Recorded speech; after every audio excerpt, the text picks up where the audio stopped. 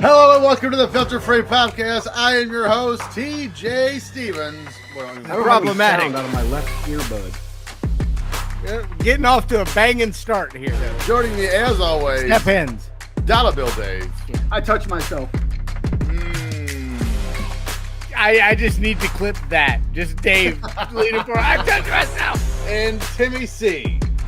Goo, goo, goo. Dave's is awesome, and he got a new hat, and it's hilarious. Are you drunk? Yes or no? And it's marked on the right-hand side for both. Time limit draws get my panties wet. I love it. We've covered this butt wipe on a few different occasions. Butt wipe? You don't call people butt wipe anymore?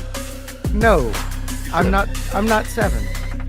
Good news is I've limited the producer's amount to screw us over this, so we're actually going to get to sing along with the songs now. You are welcome. You gotta fight for your right to party!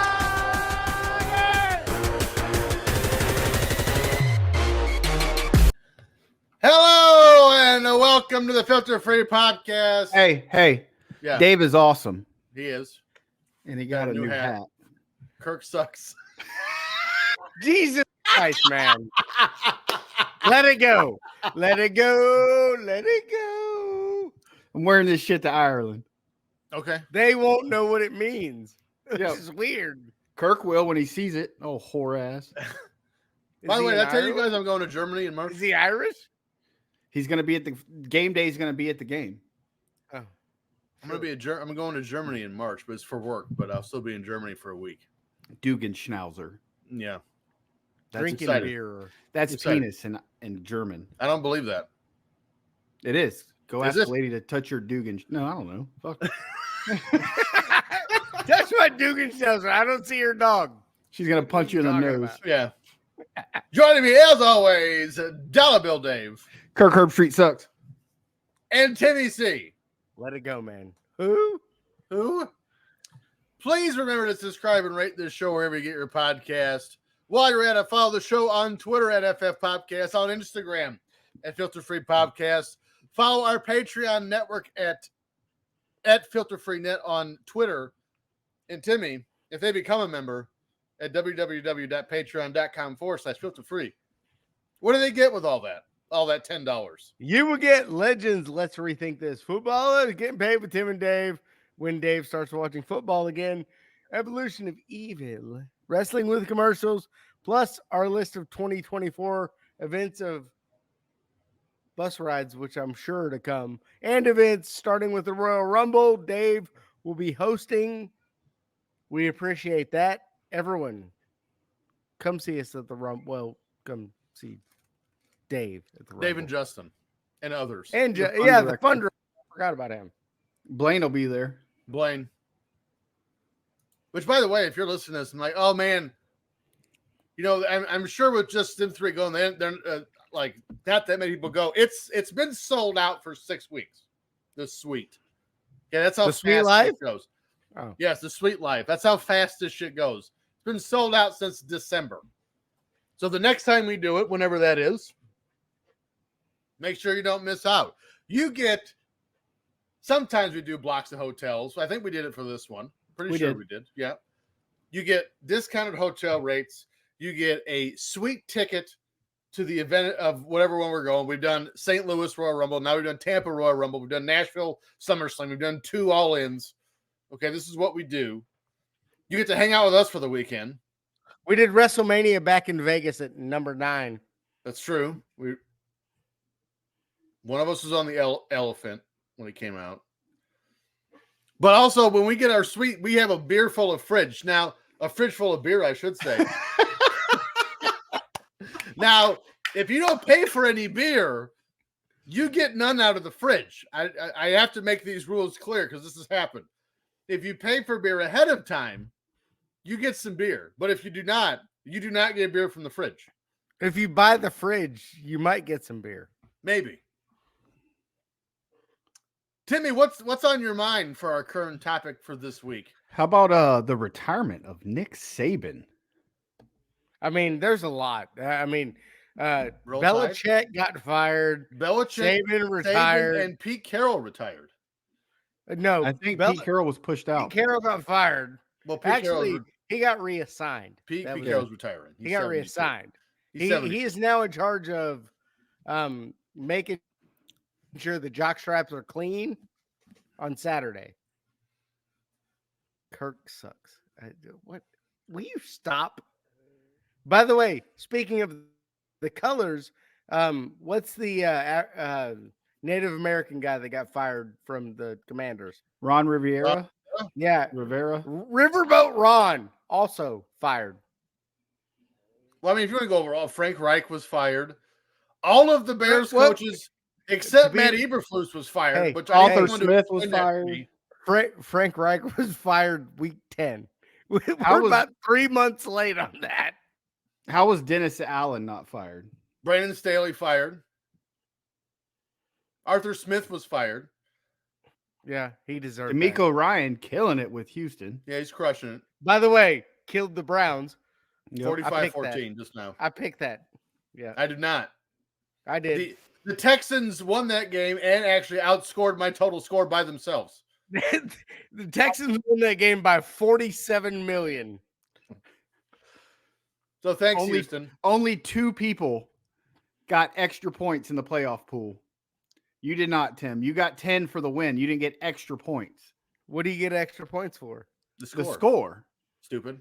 Tell me they did not pick 45-17 or whatever. No, you picked the total score. So they picked over Quello 62. was closest at 56. The final was 59. No, it was 56. Or 40, it was 59. It was 45-14. 45-14, Right. 59. Quello had 56, and one of my other buddies had 50. So he got 1. Quello got 7. Let's see. I think I had 51 was mine. I think it was 19 people picked. Oh, I had 41. 19 people picked Cleveland to win, and 8 people picked Houston. If I'm not mistaken. I thought their defense would win the game for him, and I did too. Has anyone ever seen a defense look shitty as that? Terrible. Well, an alleged, top of the league defense that just got murdered by the Houston Texans, which I'm pretty sure has never been said before. And then Dave disappeared. And then Dave quit. He's really upset. Again. He's newly transplanted Alabama guy. He's really upset Nick Saban retired. Nope. Love it. Oh. Roll Tribe. Roll Tribe. Please tell me that's going to be another hat of yours. Sure, I'll get one. Roll I love Tribe. It. Send me. I'll wear it. Send me one. I'll wear it. Which tribe? Florida State. Seminole Tribe. Ron Florida. Simmons. Former WCW World Heavyweight Champion, Florida State Seminole legend, Ron Simmons. So, I mean, obviously the 3 big ones, right, is Belichick, Saban, Pete Carroll. Yep. So what Alabama has their replacement. New England has their replacement. They're hiring Gerard Mayo, who was just an active player 2 years ago. But to be fair, the Texans are doing it right now with D'Amico Ryans. So let's start with the Patriots. Where do you see the Patriots now with Gerard Mayo as their head coach and not Bill Belichick? It's going to depend on the draft pick. Who they pick. They just went 3 and 14. What, 3? 3 and 14. I don't think one draft is going to fix them. No, they need Jesus. They do. A quarterback can fix you. Trust me. You think they have to give up on Mac Jones? Peyton Manning won 4 games his rookie year. Okay. And the next year, what did he do? 9 and 7. I don't think that's right. That is okay. Okay. So what was his second year would have been 2000, yes? Well, he drafted in 98. So actually his second year would have been 1999. 1999 Indianapolis Colts. By the way, Troy Aikman won 2 games his rookie year. Yep. But we're talking Mac Jones. He's been there like the 99 Colts went 13 and 3. Yeah. Okay. I thought they'd won a lot more. Quarterback fixed it. Yeah, him by himself. The way, Cincinnati Bengals 2 and 14. Joe Burrow. What'd you do next year? Well, he injured himself. So What'd they do this year? he also injured himself. Because he's made of glass. Incorrect. I swear to God, it sounds like they're pushing down refrigerators downstairs. What are we doing? What are we doing? Hey, it's not my house for once. Although my furnace is probably going to kick on at some point because, it's 8 up here where I live right now degrees. 80? So Belichick, Timmy thinks a quarterback can save the team, which I think is absolutely moronic. Dave, what do you think of the Patriots? They got to go situation? quarterback. They have to. Mac Jones sucks. He does. There are 3, right? Roll Tide. They're in the top 3 or 4. Yeah. So you're getting Caleb Williams or Penix. Drake May or Penix. Yeah. Fuck Drake Penix? May. No. Or McCarthy from Michigan. He's coming back. He's what? trash. No, he's like a 4th round pick. He's projected second, actually. He's like a XFL 3rd rounder. Oh yeah, he's terrible. It's UFL now, by the way. But what I'm asking, what the people want to know, Dave, are the Patriots a drafted quarterback away from turning it around? Yes. No, they need more help. Thank you. No, they have a great defense. They need some receivers. They should rehire Belichick as the defensive coordinator. I would almost say the Patriots need Marvin Harrison Jr. more than they need a quarterback. How do I kick Tim out of this chat? You just click on his picture. I don't have that power. All right, here. There we go. So he's a moron. I actually believe that the Patriots need Marvin Harrison Jr. worse than they need a quarterback. What? What Who part of the that? fuck is gonna throw to him? Mac Bailey Zappa. Well, if you could draft Marvin Harrison Pronounced Jr. his name wrong. If you can get Marvin Harrison Jr. and then draft McCarthy in the 2nd round. Will you let go of the Michigan quarterback? He's terrible. He is not good. But there was another He is guy. the bright Jaden Daniels. Young of this draft. Jordan Travis. There you Florida go. State Jack Seminole legend. Daniels is what they need. They need Jack Daniels. You know who else is a terrible quarterback? Kirk Herbstreit. Kirk Herbstreit. Pretty sure he's not a quarterback. Oh, let's move on. He was a quarterback. Number 4. Number 4 in your program's number 1 in your heart. So let's move on from New England to the Seahawks. Pete Carroll out. Where do you think the Seahawks go from here? Well, I mean, the Seahawks can only go so far with Geno Smith. Yeah. I mean, you're 9-8 is your ceiling with Geno Smith. They were just in the playoffs last season, but I do believe they were 9-8. See? Yes.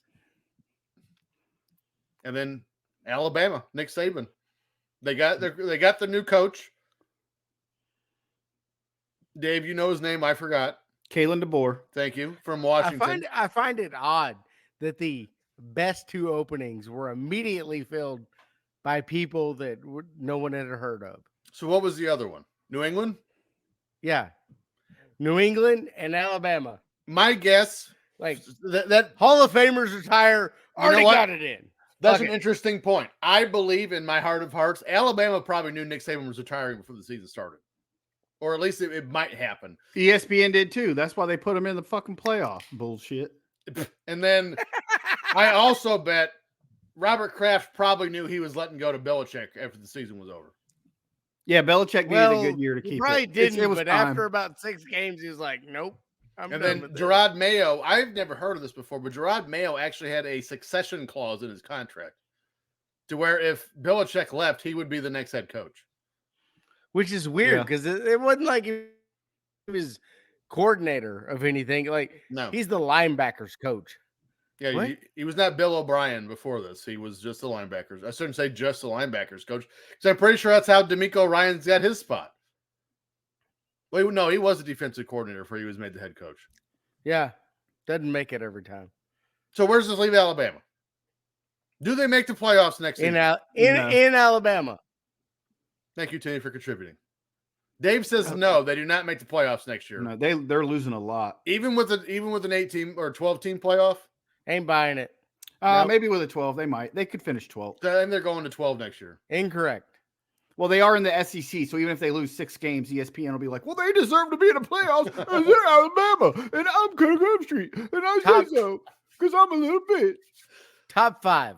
I'm so glad we're recording this right now. Top 5 Top what? 5. You think They, Alabama they will finish 5? in the. You think Yeah. Alabama, the new head coach, is going to finish in the top 5? Yep. DeBoer's good, man. Look what he did with Washington. Let me. I think Georgia is going to be the team to beat next year. Of course. This is the transfer portal era. He's bringing them with him. And they're Gucci. Georgia, Ole Miss, Mm. and Tennessee are going to be really good next year. Okay, let me throw this wrench in the works. Jim Harbaugh stays at Michigan next year. That's not going to happen. Mm-mm. It's called a wrench in the. That's why I said wrench in the works. Jim Harbaugh stays at Michigan. Does that change anything? Michigan should be. You kicked out act of the like his playoff. coaching matters. His coaching doesn't matter. He missed half the games this year. He missed They 3. still won the national championship. He missed That's 3 just games. because Florida State wasn't in it. No, he didn't. he missed 3 6. on the front, 3 on the back. Yeah, You missed 6 altogether? yeah. Yep. Because his college team's full of criminals and stealing signs and shit. How dare you Hunter scout? Stallions. How dare Hunter you scout your Stallions is out opponents? there stealing signs. Yeah, I love in the NFL or In the a NCAA they weird- call it cheating. In the NFL they call it Fake Tuesday. mustache. Central Michigan. Fake mustache. Well, I mean, New England got in trouble for doing that shit too. Well, they were recording the practice. So was So is Michigan. he. I thought he was sending people though to do it, or like Yeah. he was. I thought he wasn't involved allegedly. Sure, he wasn't. Yeah. That's what Belichick said. Well, he's full of shit too. They said he had a whole library. Belichick had a whole library. Of course he did. Yeah. With no books. Whole The- library. The No books. Deflate Gate. So we have New England. Timmy says they make the Super Bowl next season when they draft whichever quarterback it is. Seattle is going to be 9-8, and then Alabama. Dave says it's going to be. Timmy says it's going to be top 5, Cincinnati. and then Dave says they'll be in the 12-team playoff, which I think Dave on all 3 accounts is much more reasonable. So, what is there any other football news outside of Houston just blowing the doors off Cleveland? Do we need It's to discuss? cold in Kansas City. It's very cold in Kansas It's City. very cold and the ground looks hard. They've Extra- had one drive and they've already put Taylor Swift on TV like 3 times. Timmy and I were discussing something before we started recording this about Oh, there Houston. she is again. Wait a So minute. Buffalo, no, it's probably the same shot. You're just behind. So Buffalo and Pittsburgh getting moved to Monday because of the snow. And I was telling Timmy, I said, of every famous, like historically famous NFL game, right? You have the Freezer Bowl, the Ice Bowl, the Tuck Rule game, the Fog Bowl, the Mud Bowl, the Epic in Miami. All the these, Mud Bowl. yeah, They played in mud. they played in mud. So it was all these legendary games. Remember Pittsburgh played on Monday night and won 3-0 because of the turf in Miami. But we have That's all every these, week. we have all these like very famous weather games in the NFL to me. Now I know it's a different world now than it was in the 60s, but to me, it's the NFL. You cannot postpone or cancel a game, barring a hurricane is next to the stadium for weather. Well, to be fair, the NFL didn't. It was the governor of New York. The governor of New York Yes. did. And that's So, what I told because they've Timmy. shut down the streets. But I don't know. Like to me, I get a bad taste in my mouth when. And People also now come in you have it? this conspiracy theory Oh. that, well, they didn't postpone the Kansas City game, so Kansas City would beat Miami, and they'll get deeper in the playoffs because of Taylor Swift, which is the dumbest shit I've ever heard in my life. And I told Timmy to elaborate on this conspiracy theory, and he goes, "I'm not saying Kansas City is going to win the Super Bowl. They just want them to go to the Super Bowl." And I said, Timmy, what is the point of working your way around to get Kansas City to the Super Bowl and then not letting them win? That's dumb. The Bucks are going to beat the Kansas City Chiefs in the Super Bowl. I did. I picked the Bucks to win. I picked the Bucks Dave knows. I picked the Bucks to beat the Eagles. I didn't. The Eagles are hot trash right now. They are, but so are the Bucks. The last 2 weeks have been terrible for the Bucks. Yeah, but for like the Eagles, it's been like the last third of the season. Why does he keep shutting the video off? What are you doing? Sneezing? I don't know. Getting like a BJ. Yes, that fast. Kirk sucks. Anything else? Jandy, apparently. Anything else about the foosball before we get this show underway? No, Mike Norvell signed an extension with Florida State. Be on the I think lookout. we should. Here you go, Timmy. Get the harpsichord ready, because this week we're going back to. Hold on! Stop! I wasn't expecting that. We only do this every week. I got it ready. January 28th, 1984. As we watch the Mid-Atlantic Championship Wrestling. However, before we get to that show, let's see what was happening in your world yesterday. Let's run through some events filter-free. Up first, stories that missed the cut. January 2nd, number 13 Ohio State beats number 15 Pitt 28-23 in the Fiesta Bowl. Number 3 Auburn beats number 8 Michigan in the Sugar Bowl 9-7. And unranked UCLA. Yeah, 9-7. In 1984, I'm sure it was riveting. And unranked UCLA upsets number 4 Illinois 45-9 in the Rose Bowl. That would be entertaining. Yes. By the way, there is one more game in this bowl season we're gonna cover here in a little bit. January 4th, Night Court, starring Harry Anderson, debuts on NBC, where it ran for 9 seasons. How did this miss the cut? So what's great is the first time we were supposed to record today, I had the theme song ready to go. And now I don't. Boom. All right, Timmy. Turn off the background music. And let's prepare ourselves for the greatest theme song in the history of nighttime television. Fresh Prince.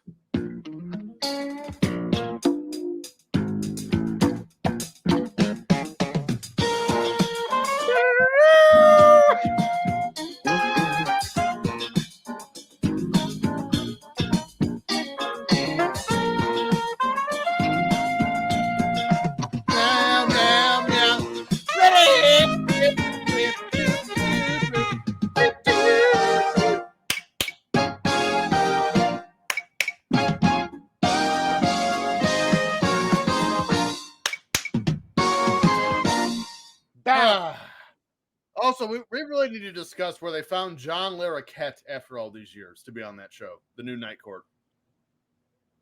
They Googled him. They Googled him.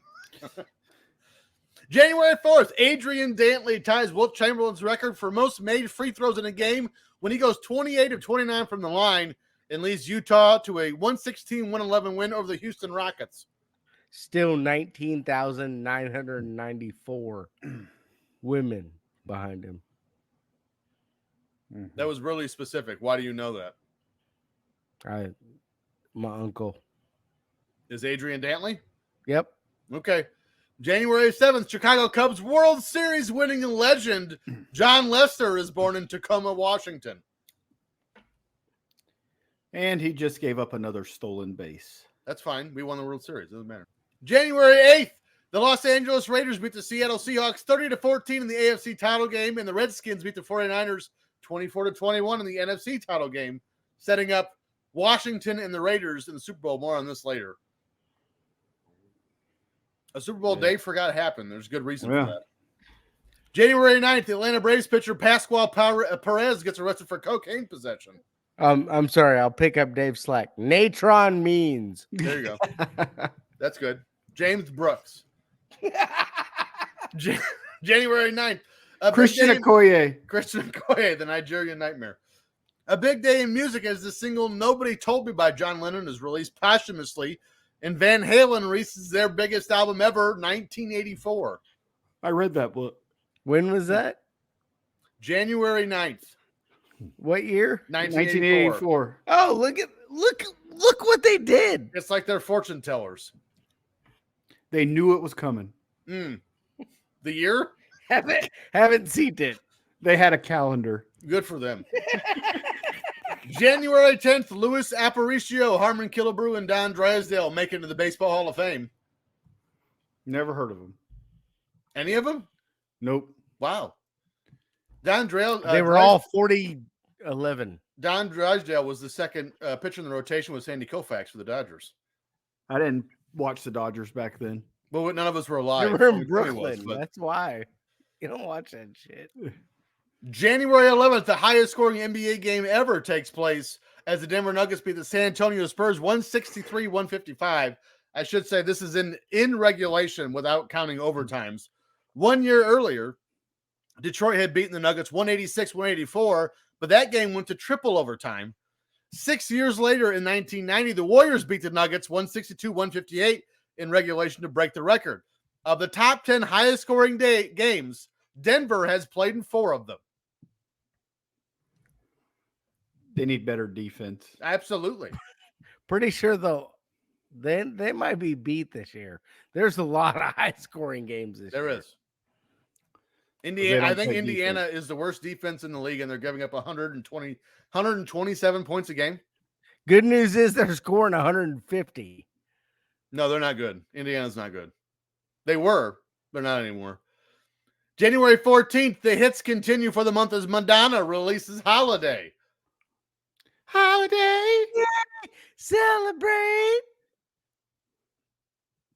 Holiday.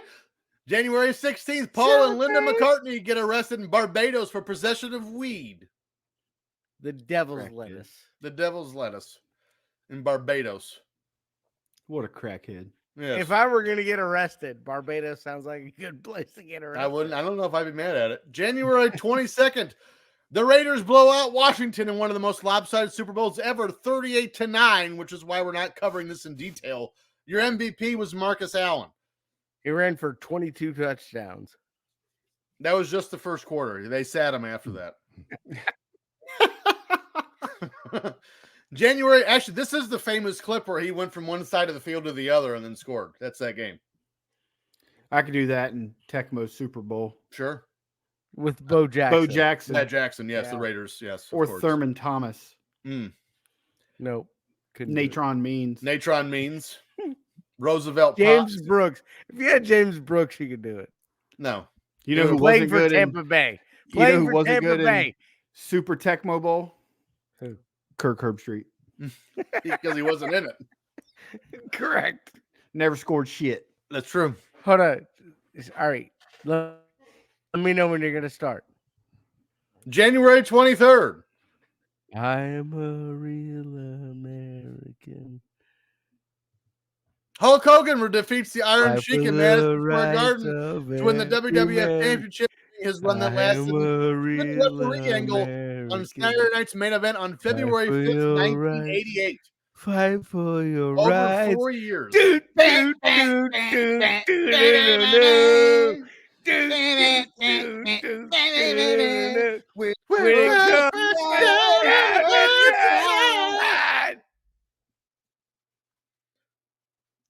So there you go. He started his title reign that lasted 4 years and a month here. Go Hulkster. 3 years in a month. This is 84. Went to 88. I stupid. skipped 86. Went to February. I skipped 86. January 24th, Apple releases its Macintosh personal computer. Terrible. I have one. Just not right now. I didn't add it too. It's what I edited the video on. Yeah, my MacBook. Yep. I play Oregon Trail on it. January 28th, Terms of Endearment with Robert Duvall and Shirley MacLaine wins some gold at the 31st Golden Globes. Never seen it. Love Robert Duvall. Robert Duvall's great because he's been great. in Rubbin everything. is racing. You know what I love about Robert Duvall? He plays Robert Duvall in every movie he's in. It doesn't Like, what do change. you want me to do? Well, he We played just Harry Hyde in be Days you. of Thunder. He did, but he was still Robert Duvall in that movie. By the way, Harry Hyde in Days of Thunder. Harry underrated Hog. role. Harry Hog. That's what I meant. Just Harry like Hog. what I have. A Harry Hog. What? That's why you can't score. His junk has disco fever. It helps like cold trickle. It's like a Vienna sausage. with sideburns. wrapped in dog fur. Like Chewbacca just wandering through Endor.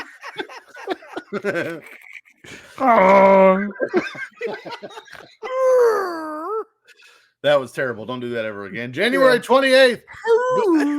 Clifford the Little Red Dog. Oh, It's red too? Jimmy's got a red crayon.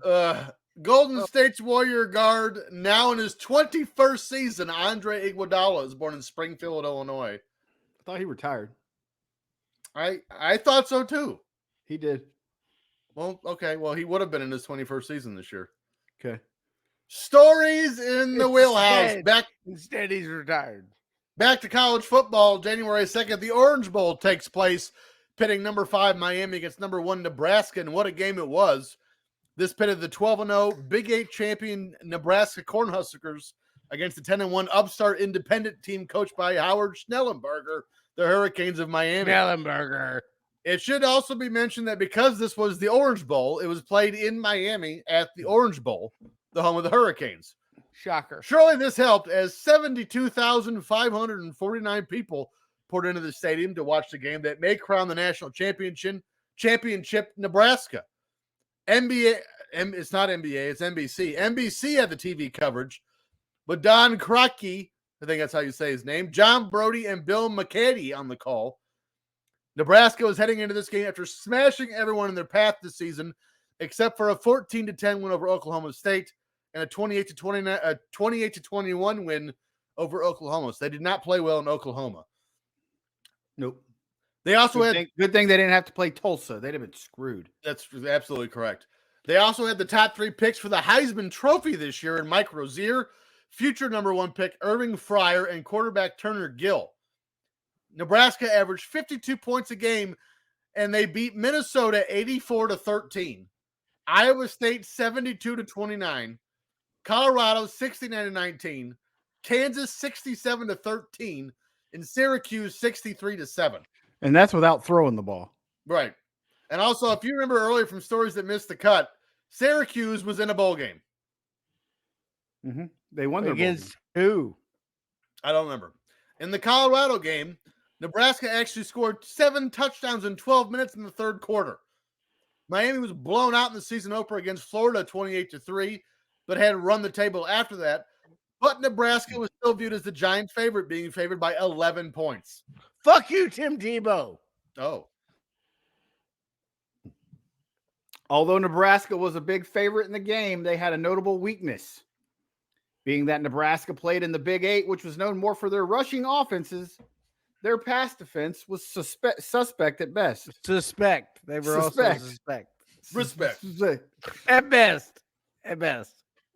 After a back-and-forth game that was one for the ages, Nebraska head coach Tom Osborne showed he had balls the size of grapefruits. Nebraska scored a touchdown with 48 seconds remaining in the game to cut Miami's lead to 31-30. Instead of going for the nearly sure thing and tying the game, which would have given Nebraska the national championship. Yes. The Natty. He trotted the offense back out on the field and went for 2 instead.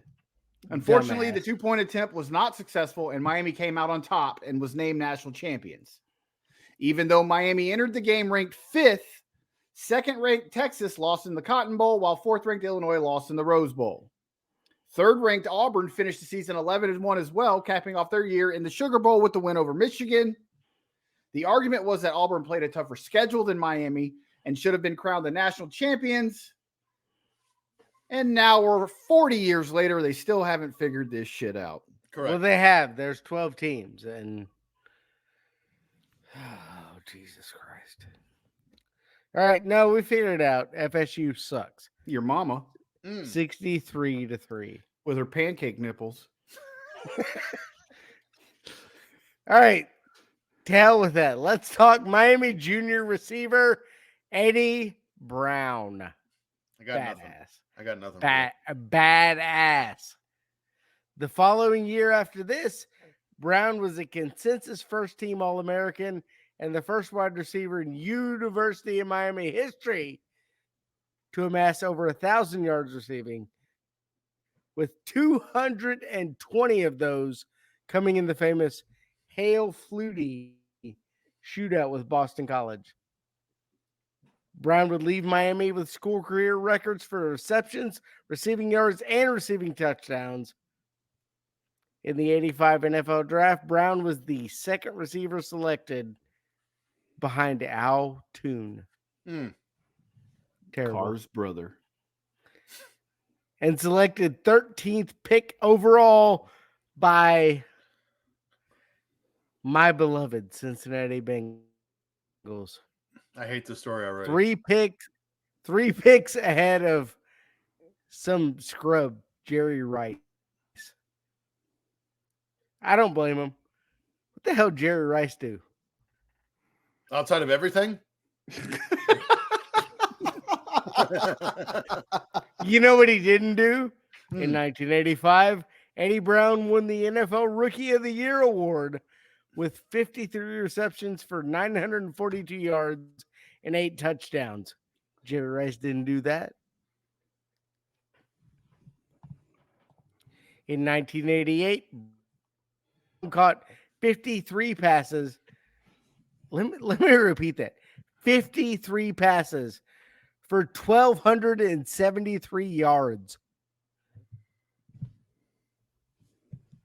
Got your calculators? Yep. Okay. How many yards per reception is that? 40. Pretty close. And 9 touchdowns, topping the high-powered Bengals offense in yards and leading the Bengals to the 24 yards. Oh, Almost exactly. 40 would have been 2,000. I'm an idiot. But still, 24 yards of reception. It's pretty good. Pretty good. Yeah. To the AFC Championship and Super Bowl 23. How'd that Super Bowl go, Timmy? Who? The Bengals. Who's Jerry Rice? I don't know who. Oh, okay. He won a couple Super Bowls. One of them was this one. Yeah. And he was the MVP in that game. Who?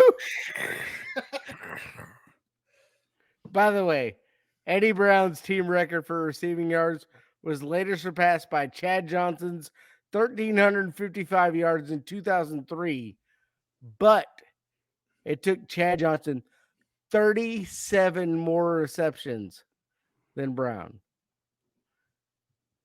Eddie Brown was a stud. A stud that never won shit. 24 yards a catch for an entire year. But he got beat by Jerry Rice in the Super Bowl. Got the doors blown off him, really. Yeah. No, he didn't. He lost by 3 points. Yeah. Oh, that was that all one? the way off. That was the drive. Was that one? Yes. Okay. Eddie Brown was a very good receiver. Well, I'm glad we did that story in your wheelhouse. Let's see if the NFL in 1983 is in y'all's playoffs or in y'all's wheelhouses. Here we go. But today, I'm the greatest of all time.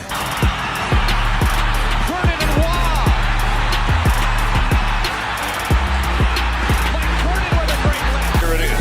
Page. Pressure with 3. Winston's going to run the ball. Makes a guy miss. Come down to over the second rafter. Off the floor. Nothing but net. Through the window. Off the wall. Nothing but net. You like that? You like that? I like that. You gotta like that, right?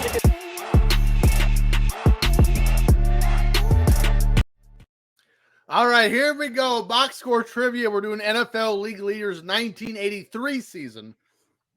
Now, Timmy, after 1 week, Dave is up 13-11. Okay. We're close. We're close. I'm winning. You're not. You're down by 2.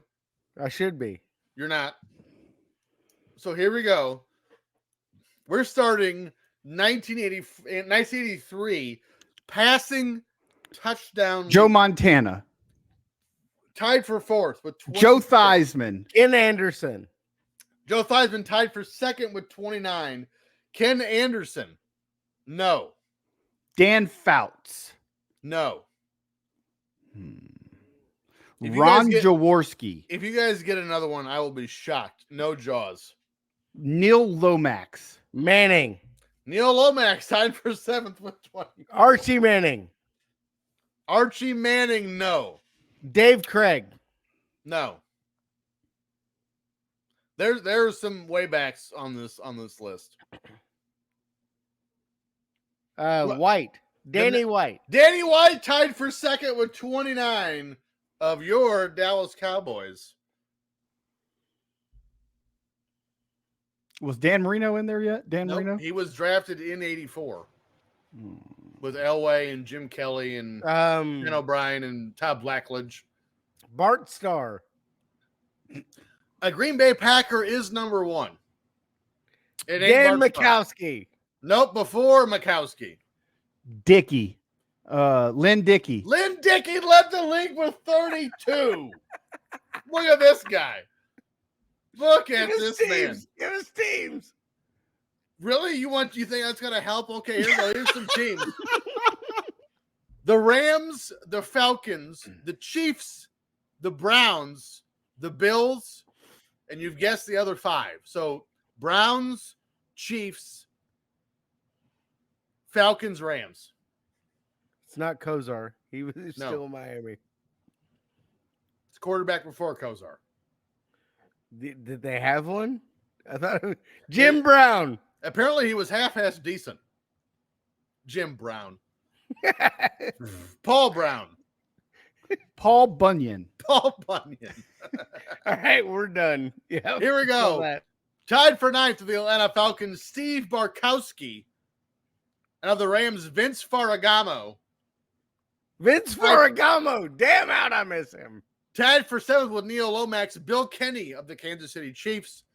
And tied for 4th with Joe Montana, Joe Ferguson of the Buffalo Bills, and Brian Sipe of the Cleveland Browns with 26. Let's go to rushing yards. This is a lot easier. I'm sorry, no. We're doing rushing touchdowns here in 83. Eric Dickerson. 2nd with 18. Tony Dorsett. Tony Dorsett, no. Marcus Allen. Marcus Allen tied for 10th with 9. Kurt Warner. 4th with 13. I hate you. O.J. Simpson. No. I love that you O.J. couldn't Mayo. finish it. No, O.J. Mayo, the shooting guard from USC. What are you Earl doing? Campbell. Earl Campbell tied for 5th with 12. Timmy, you're getting James blown Brooks. out now. Did he might say Tony Dorsett? Was he in there? He did say Tony Dorsett. No, he was not on the list. Um, We have New Orleans, Cleveland, New England, Minnesota. James Wilder. No. Ernest San Biner. Diego, Cincinnati, Natron Means. and Washington. No Natron Who Means. the hell was running for us in 84? I will tell you this. Richard Nixon. The president. He has my favorite name ever in sports. I will say that. Red Rocket. Let's see if the guys that are left. Huge erection. There's one that's in the Hall of Fame, and that's the guy from Washington. He's the only one in the Hall of Fame. Oh, Altoon. At running back. At running back, yeah. Riggins. John Riggins. John Riggins led the league with 24. Altoon. The Diesel. So we'll just Altoon didn't make it. Here's the rest of your top 10. At 10th, Wayne Wilson of the New Orleans Saints. Tied for 7th, Ted Brown of the Vikings, Tony Collins of New England, and Mike Pruitt from Cleveland. Terrible. Tied with Earl Campbell for 5th, suck. Chuck Muncie of the Chargers. Chuck Muncie. 3rd, Love it. Cincinnati Bengals legend Pete Johnson with 14. Never heard of him. And you got the other 2. Here we go. Where's my other one? I had 3. Sacks. Don't do sacks, please. Receiving touchdowns. Here's what we're gonna do. I have 1, 2, 3, 4, you guys are probably going to guess. So I'm going to give bonus points, an additional point from somewhere that's Mark Duper is one of the 4. Mark Duper is on your Mark 6. Jackson. Let me finish the rules for you guys to see random names off.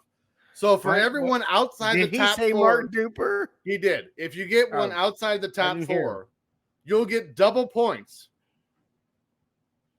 Okay, and he's already got one. Mark Duper was Dwight Clark. Dwight Clark, 2 of the 4, tied for 7th with 8. Dwight Evans. Bob Evans, Kellen Winslow. tied for 7th. I already said that. No, you don't get to claim that. Fuck off. Wait, You did didn't you say said that. you said Kellen Winslow? No. I said Kellen Winslow when we were talking about something earlier.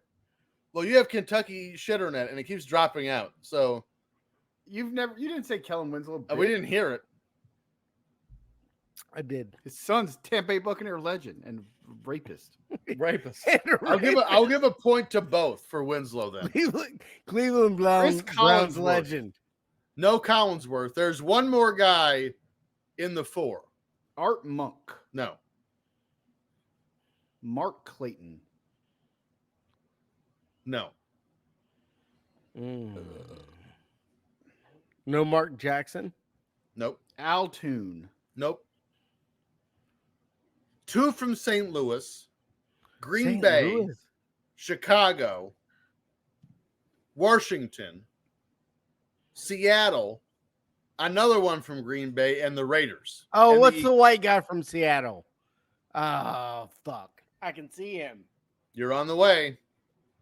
I have his jersey, actually. Don Beebe Sr. And he ran for, I think he ran for office in the state of Washington. Donald Trump. Steve. Ooh. It's almost not there. DeBerg. I feel like it's Steve DeBerg, but it's Largent. Steve Steve Largent. Largent. Tied for 4th with the God, I hate you. I gave you everything. I gave it to both of you. Both of you. No, he only gets half a point. Well, you both get a whole point. That's He bullshit. guessed Steve, and he said the white guy. That's right. And Seattle. And Seattle. Well, I said Seattle. He was never going to get it.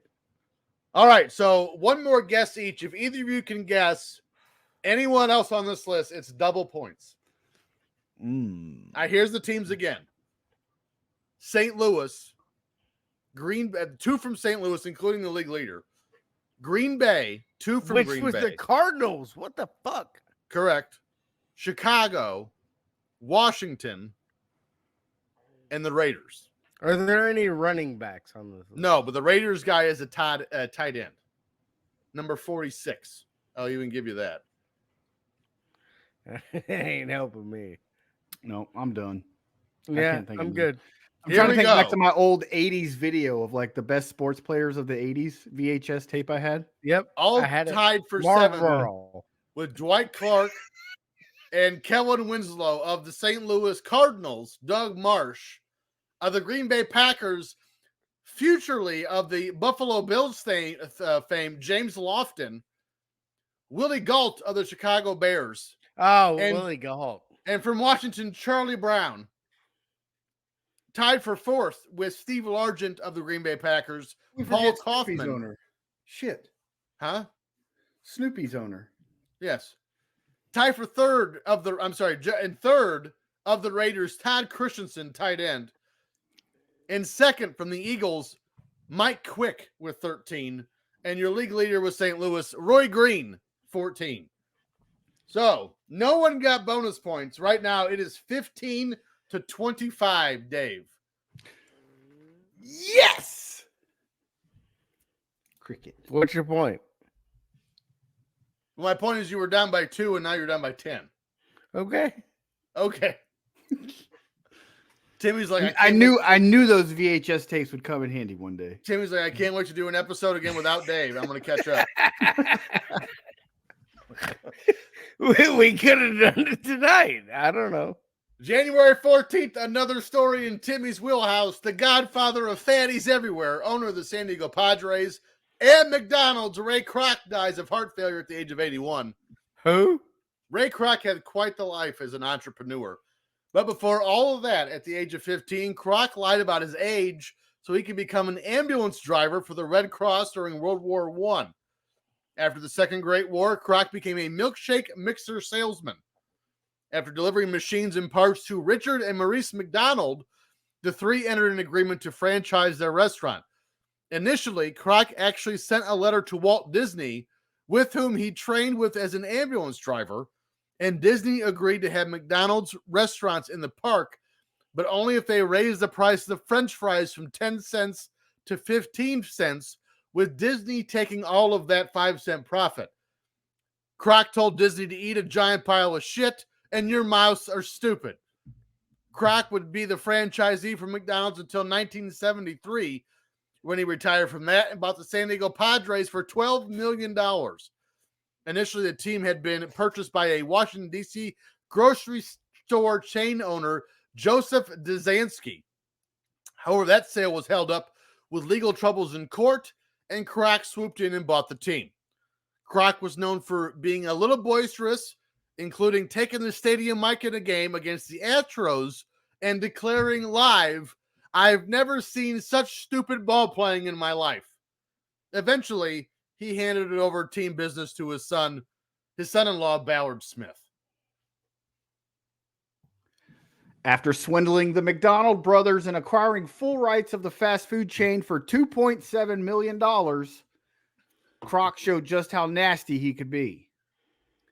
Kroc craved the original location, but the brothers would not transfer to him the real estate and rights, as they decided to give the operation, property and all, to the founding employees.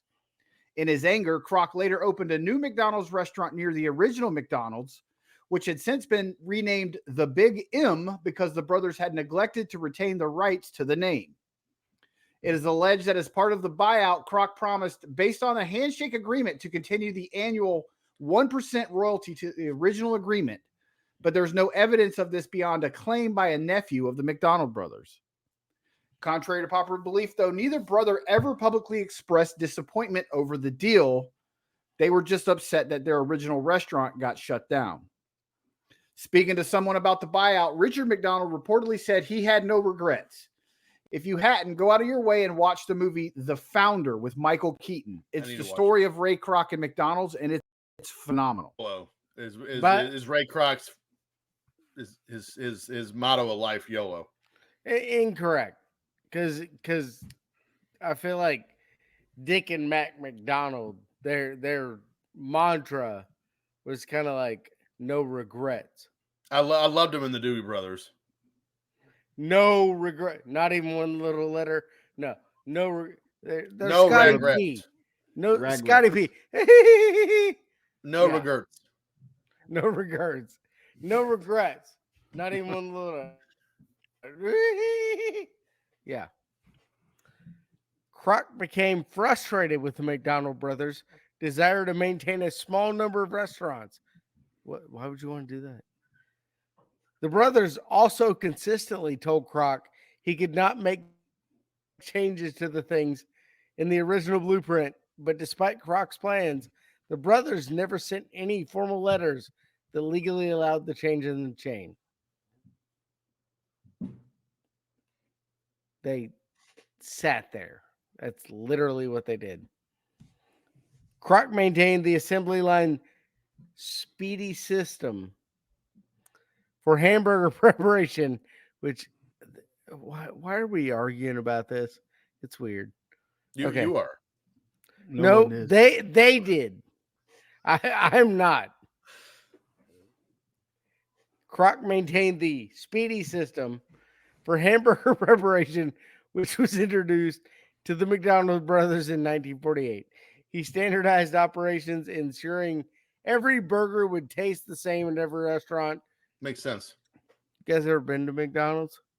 No, never. Trash. They all taste the same. They do. Dirt burgers. Okay. He set strict rules for franchisees on how the food was to be made, portion sizes, cooking methods, and times, and packaging. Kroc also rejected cost-cutting measures. By the way, we need to emphasize this. Kroc also rejected cost-cutting measures like using soybean filler in the hamburger patties. Well, they taste different. Well, but lots of places do. Of course. These strict rules were also applied to customer service standards, with such mandates as the money had to be refunded to clients whose orders were not correct. What?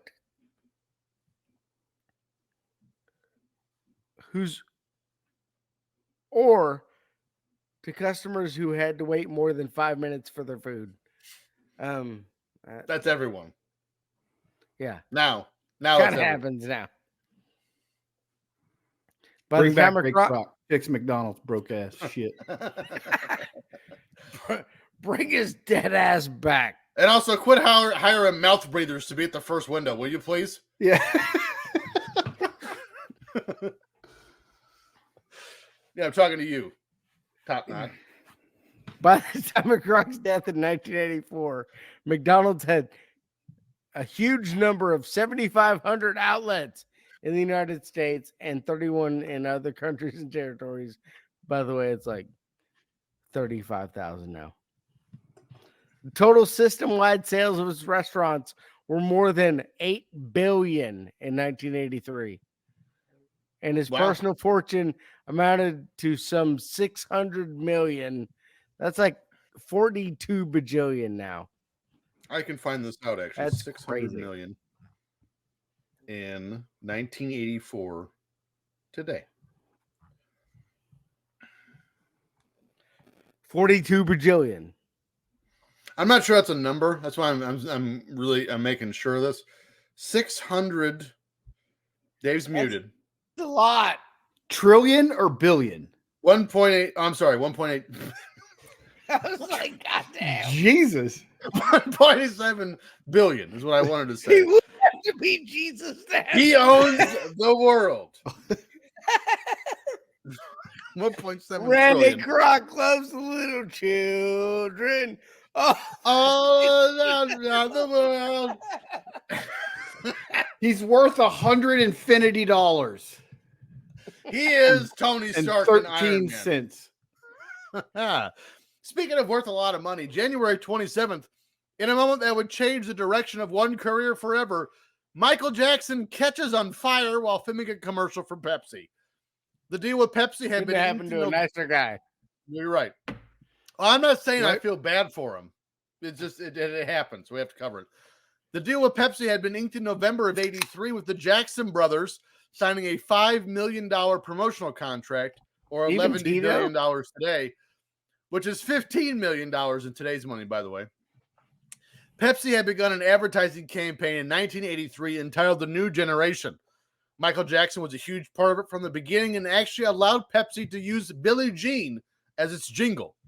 Here in 1984, Pepsi and the Jacksons were going to hold a simulated concert before as a backdrop for a commercial.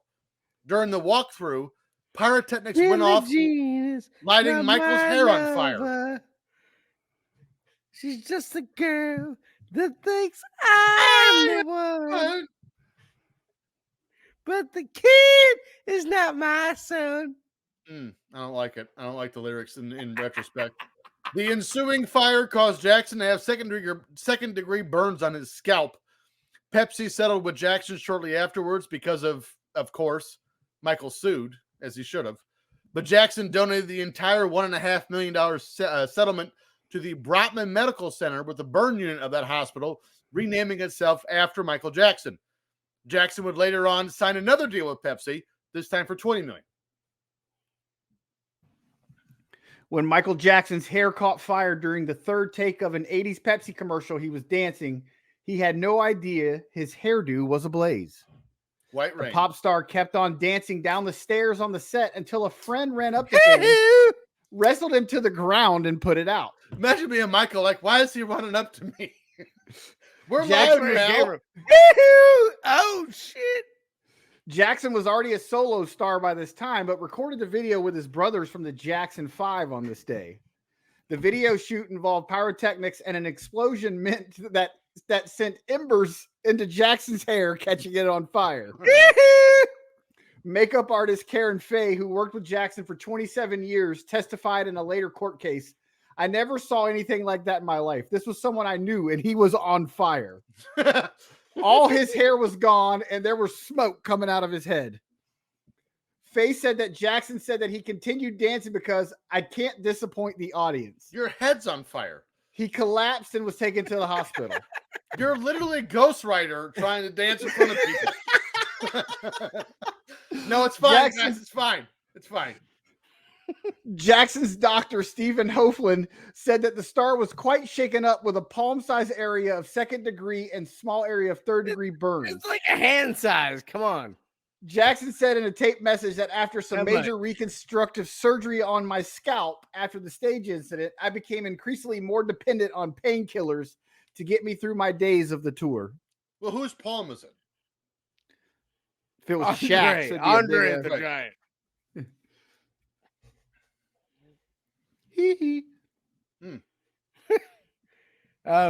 By the way, not great. In August 1993, Jackson was accused of child sexual abuse by a 13-year-old boy, Jordan Chandler, and his father, Evan Chandler, because you got to have a father for that. Have you guys watched? Just a sidebar. Have you guys watched Leaving Neverland? No, but I heard it's phenomenal. Whew! It's very well done, very well produced, but it is hard to watch. Allow me to contribute. Jordan said he had engaged with sex acts of kissing, masturbation, and oral sex with Jackson. Gross. While Jordan's mother initially told police she didn't believe it, her position wavered after a few days. Money.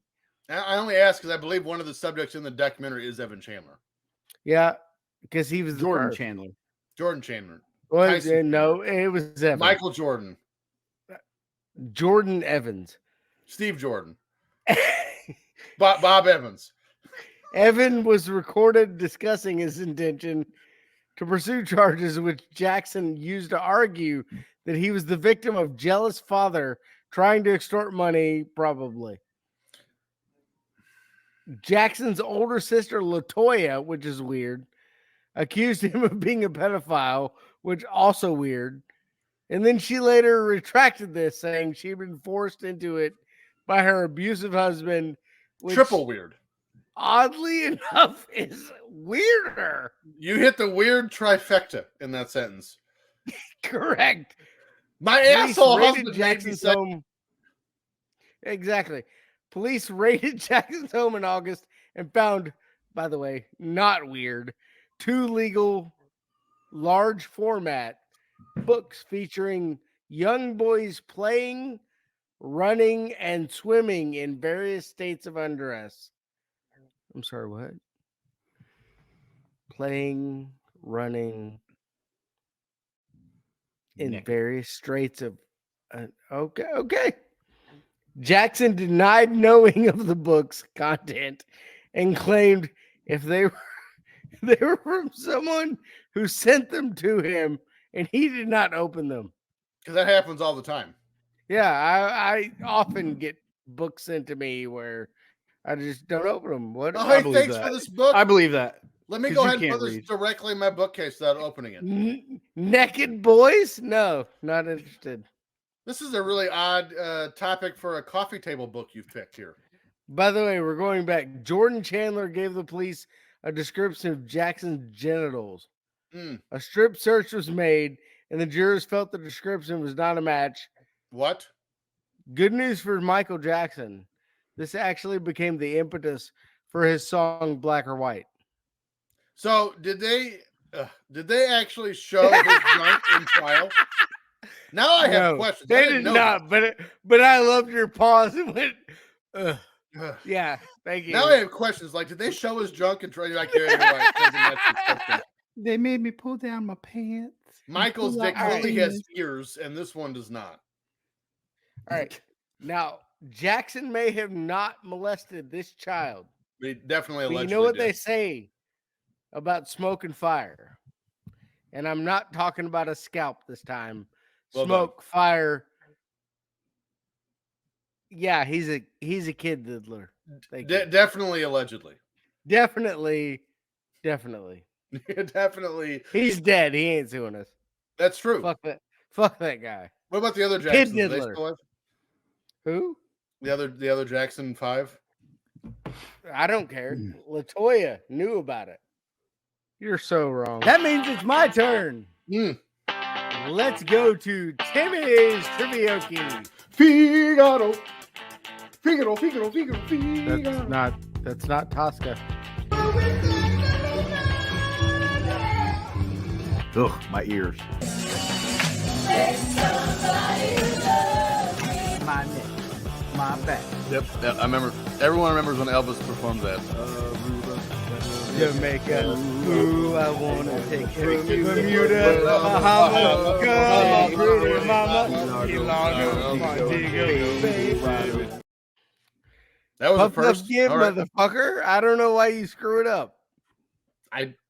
You picked number 1 through 10, 42. You screwed that up. You did that. Litter. All right, song number 1. Hold on. It's a good week. Song number 1. Clue number 1. This is a song by American rock band Van Halen. Jump. I'm not even mad about that. Wrecking machine. I'm not even mad at it. Think you know what see. I You can't know what see I what I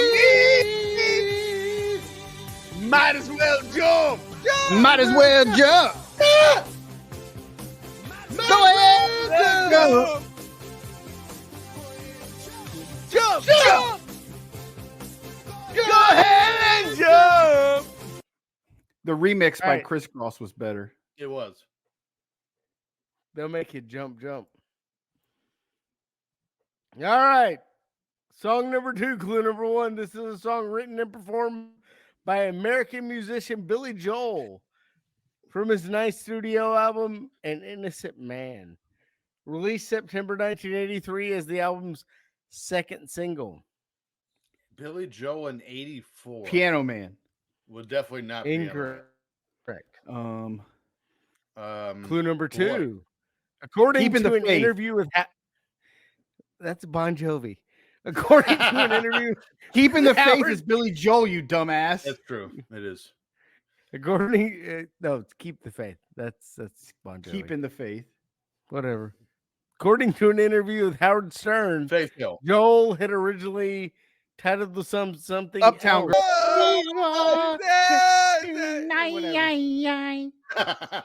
Dave, I'm so excited about this last song, by the way. I had that tape. Song number 3, clue number 1. This is a song written by the Bee Gees and I'm sorry, you said the recorded Bee by a Gees? completely different group. You say the Bee Gees? Bee Gees. Saturday boy. Night Fever. And recorded by a completely different group. This was named after clue number 2. This was named after an Ernest Hemingway novel. The song was originally written for Diana Ross and an R&B style, but later reworked for the duo that sang it. To Kill a Mockingbird. Clue number 3. This is one of Dave's faves. How dare you? This song? The stream. Oh, shit. That is what we are. No one in between. How can we be wrong? You know what, Timmy? We'll play. Sail away to another world. We can rely on each other. From another to another. We'll play, Timmy. We'll play. I can see you with Well, allow me to introduce the man who actually can follow directions when I ask him to pick a number between 1 and 10. Oh, it's time for Dave's Fave. Have you seen it?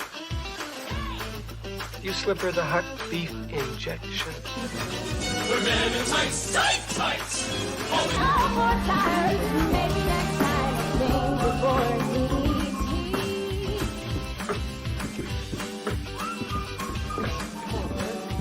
I got nothing. God damn it, I got nothing, guys.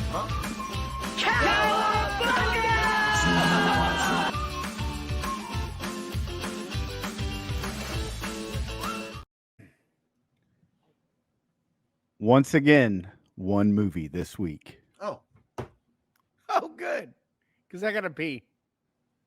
This movie was actually in theaters December of 1983, but we rolled it through because there wasn't shit for the month of January. love it. Big With fan. a budget of around $25 million, our one and only Karate movie Kid. this week grossed more than $66 million at the box office and is a certified cult classic. This movie is also one of Dave's faves. This is an American epic crime drama. In 1980 Miami, a determined Cuban immigrant- Scarface. Timmy C with a 2-0 lead for the month. I mean, it's kind of racist that he was like, Dave said Miami, and he was like, Scarface. It was Scarface. Go pee. Hurry Right. up so we can finish. Pause. Start the show. Stop. All right, now.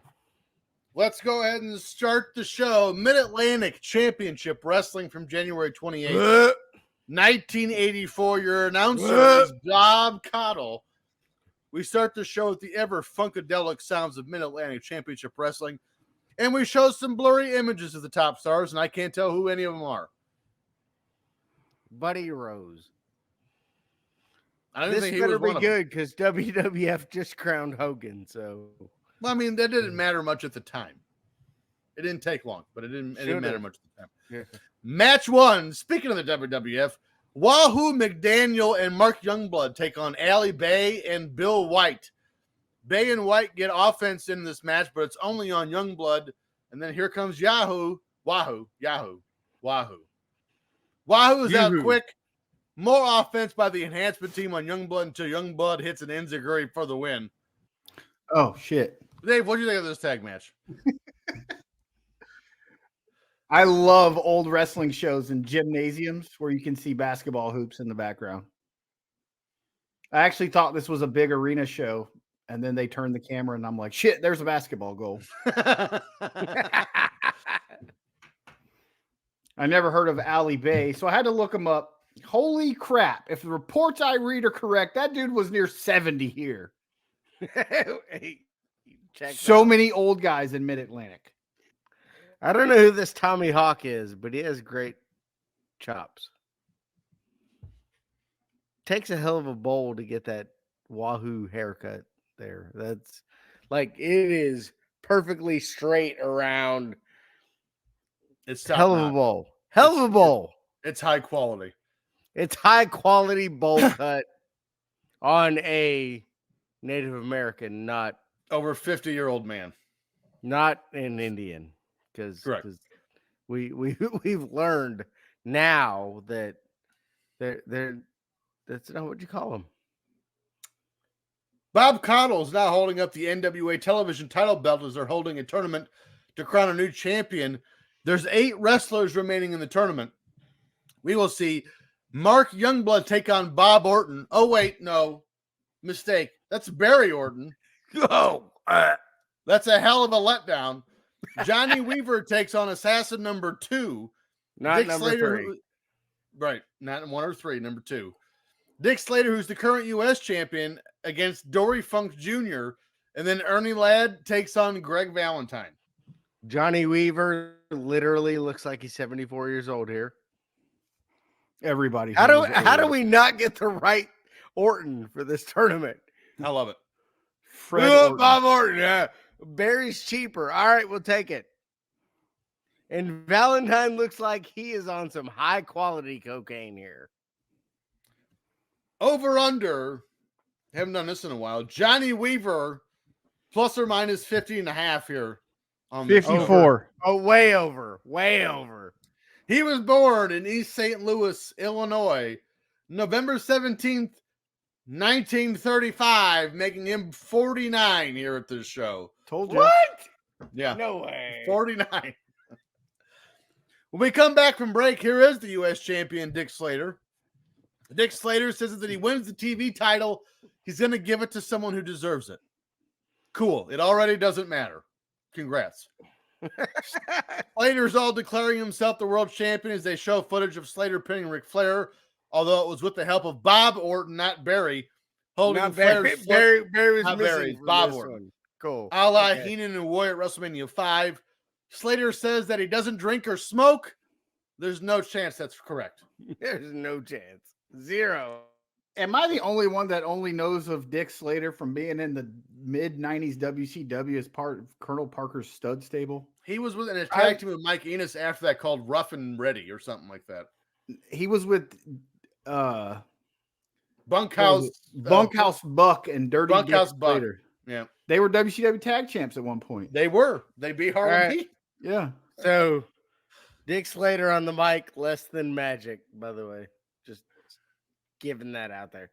Yeah, And so, can we, to expound on you, TJ, can we believe a guy that his nickname was Dirty Dick? He didn't smoke or drink? Really? no chance. How do you become dirty if you don't smoke or drink? Maybe he was talking about crack and water. I don't Listen, smoke crack. I don't drink water. Listen, just I don't dehydrate. smoke meth. I don't drink San Pellegrino. But after that, it's up for grabs. Match 2. That Mick Ultra is shit. All right. Match 2, Ivan Koloff with Gary Hart takes on Angelo Mosca Jr. for the Mid-Atlantic Championship Junior. with Angelo Mosca on commentary. The story of the Senior. match is the power and craftiness of the wily veteran champion Koloff against the youth and exuberance of Angelo Jr. I actually didn't hate his dad at color Ugh, I he was did. horrible. yelling like a dad because that's what a dad would do. If I didn't make Yeah, it something that's why you don't put believable. him on commentary. Well, I don't make those decisions. They make those decisions. I have to be honest here. I don't know what Mosca Jr. did before or after this match, but this match had me. This was a good match. I really enjoyed it, especially with the 10-minute time limit, a sorely missed item in wrestling today. We get down to 1 minute remaining, and Koloff goes for the cover, but Mosca begins to fight back until Koloff slaps on the abdominal stretch. Right when the time expires, Mosca counters. I loved this match. I liked it. The Mid-Atlantic Championship was ugly. Oh, the belt was awful. For sure. Not much on Mosca Jr. online. Doesn't look like he ever had much of a career because he was horrible on the microphone. Correct. We'll get to that. His dad wasn't much better. And his dad on commentary was hot garbage. That was just brutal to watch. And the NWA was so notorious for these time limit draws, never allowing their champs to ever really get over, I feel like. Except for Sting and Flair. All I could think was when the bell sounded, it sounded a little drunk. It was like ding. You make the wrong sound. Moo. So because he's pointing out the 10-minute time limit, we're definitely going to a time limit draw. Okay. Got Almost always. And Moscow's headlock is terrible. Me, Mosca. Whatever. Or he could be Moscow. He'd be a better Russian heel as Moscow. Koloff is wrestling for Moscow. No. Koloff is fighting for Moscow. And maybe you shouldn't let the father of the wrestler commentate. I liked it. It made it feel real. Of course it did, pussy. I don't know what that means. Match 3. JYD coming out to some weird ass music. Yes, I know it's WWE. Grab them cakes. Oh, I don't care. It wasn't even grab them cakes. It was just like, hey, Jim Johnston, make it sound like you're like the fired band member of Kiss from 1973. Take on Bob Roop for JYD's North American Championship of Mid-South. Now, back in the day, if he came out and I hear voices in my head. They Randy Orton's music? Yes. That would be great. Now, back in the day, even in the WWF, showing another promotion star was not uncommon. Vince McMahon was showing the Von Erichs around the same time, hoping to be able to get the Von Erichs. This way, if you could book the star, the crowd already knows who they are. You know, we weren't just expected to know everything and do nothing with our lives, but watch every wrestling promotion ever. And I have to do homework to figure out who's on these damn shows. Decent back and forth match. JYD hits power slam, gets the win. It's not a power slam. It's called the thump. The thump. He hits the thump. I loved JYD as a kid. I would have been going crazy watching this shit. I don't care. Grab them cakes. So I never heard of this Roop guy before, so I looked him up. Apparently, he was not just some jobber wrestler like I thought he was, though. He actually had quite the career and won a slew of titles in the NWA. He did. Whatever. He eventually retired in 1988 due to a neck injury suffered in a car crash. He also ran a wrestling school in Davie, Florida, and an early student of his was a young Lex Luger. Oh, well, he's obviously a good trainer. Maybe the promo skills need Jesus. How'd Lex Luger end up? Multi-time world champion. I already said it was the thump. Ass clown. Why are we watching Mid-South matches during Mid-Atlantic? Well, what if you were listening, I told you why. By the way, dog looks like $1 million. I like it. It wouldn't last long, so I hope you took a picture of it. When we come back from break, Paul Jones is here in a tuxedo with the Assassins as he pitched to some footage with Jimmy Valiant trying to tear off the mask of Assassin number 2. Jones is challenging Valiant to a match with Valiant and Dory Funk Jr. against the Assassins. It's kind of about all the great talking managers of the 1980s. Paul Jones was so prominent and lasted so long. I mean, we've already seen Gary Hart in this show. How long did Paul Jones feud with Boogie Woogie Man? Because forever. I've listened to What Happened When, and they were covering like 1987.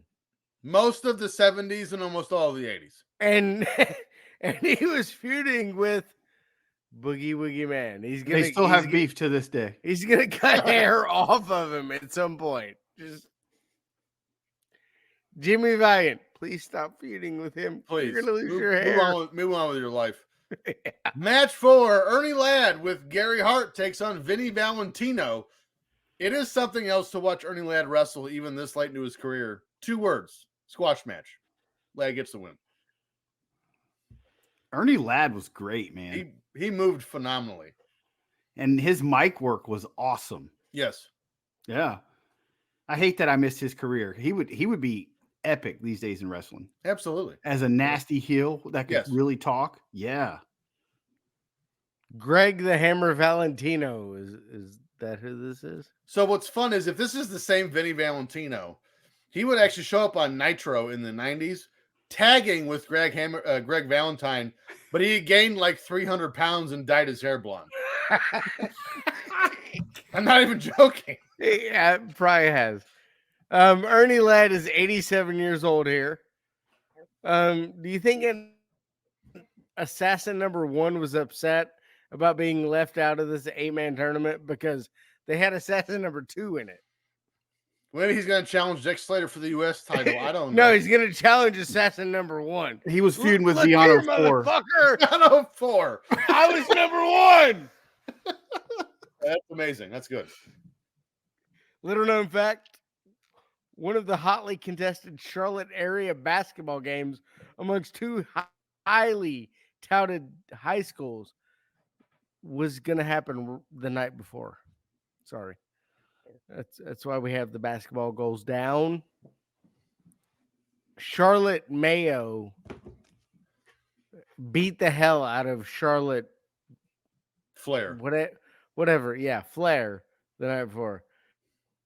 I'm so shocked Ernie led one. Fuck, what are we doing here? As you should, Timmy. This is they're doing everything we say we miss about these old TV shows. No, they're not. Squash match. They should do it more often. They should try it. Yeah. Match 5. Hans Schroeder takes on Rufus R. Freight Train Jones. Well, this kind of ruins that. Rufus Jones is in the WWE Hall of Fame, but here he looks like he hadn't seen a gym in, well, ever. Shocker, Jones wins with a headbutt because, well, you know.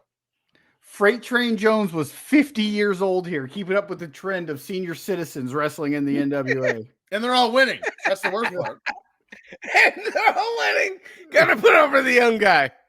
I really need to get educated on most of these old school NWA guys because I haven't heard of any of these dudes. Rufus looks like he's a 97-year-old Bobo Brazil. I wonder who's older between Bobo Brazil and Rufus Jones. I don't know that. All I can think was Ricky Schroeder really let himself go. Rufus delivers the worst elbow in history. Bobo Brazil was. And by the way, Rufus may be the safest wrestler I've ever seen because he doesn't touch anyone. It's literally like you can see it. Like, I'm gonna punch you now. Well, this match was 6 minutes. They did nothing.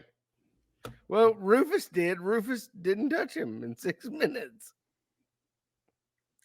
After this match, I guess you'd call it, we see Dory Funk Jr. as he calls Paul Jones stupid.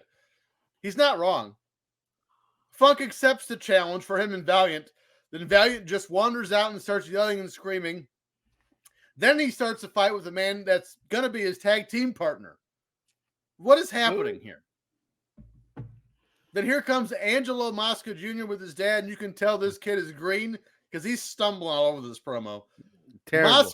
Mosca invented the bloodline in 1984. For the record, he did say it. I get this promo. Not how I would have ended the show. Valiant should have closed the show. Boogie Woogie Man without a beard is weird. I've never seen that dude without a long-ass beard down to his belly button. Correct. It was weird. That was weird. All I thought was, wow, mismatched tag team. One that can talk and one that is hugging his daddy. Okay. And then the guy who lost the time limit draw earlier. What? It's not important. Why is that? Okay. And then Senior notices that Junior struggling with his promo and he takes over, and it makes for Welcome to Mid-Atlantic in 1984. A really terrible promo. Yeah. That's what it makes for. You know who else cut a terrible promo today? We did. Dave. And if you enjoyed this week's episode, please let us know. Give us that 5-star review if you ever get this podcast. Make sure to follow our show on Twitter at FF Popcast, on Instagram at Filter Free Podcast. Kirk sucks. And follow our network at Filter Free Net. As for us, you can find us all on our social media platforms at Timmy C. At Timmy C 1979. Dollar Bill Dave. At Dave in the HSV, but I'm in Twitter jail. That is actually true. And I am at T Stevens 91. Next week we cover Dave. What was that show you recommended for us? That was we were doing Rumble. 2006. For 2006. It's a Raw from 2006. Was it Raw? Okay, because you cut off the show title. This is all terrible. Monday Night Raw from January of 2006. It's college bowl season. We have two of the greatest games ever. The Super Bowl's in February, so we're not covering that. Philip Seymour Hoffman of Hunger Games fame wins a Golden Globe and so much more. This has been the Filter Free Podcast, and so long for now. Joke of the week. this show. What's the difference between hungry Games. and horny?